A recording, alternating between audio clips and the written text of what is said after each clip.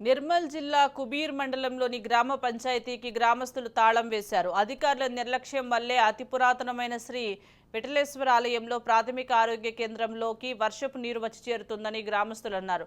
గ్రామంలో డ్రైనేజీలపై అక్రమ నిర్మాణాలు చేపట్టడం వల్ల డ్రైనేజీలు మూసుకుపోయి వర్షపు నీరు ఆలయం ఆసుపత్రిలోకి చేరుతుందని అధికారులకు ఎన్నిసార్లు చెప్పినా పట్టించుకోవడం లేదని గ్రామస్తులు మండిపడ్డారు.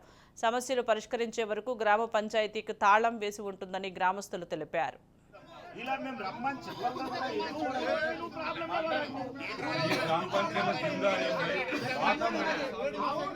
పాతమూళ్ళు ఇట్లా సాఫ్ కాకుంటే కొత్త డ్రైనేజ్ చేసి మా మందిలో ఎందుకు ఇస్తారు పోయి? మా మంది మా ప్రాపర్టీ, మా గ్రామ పంచాయతీ, మా గ్రామంలో మా మందిరం, దాంట్లో ఇలా మేము రమ్మని చెప్పాలి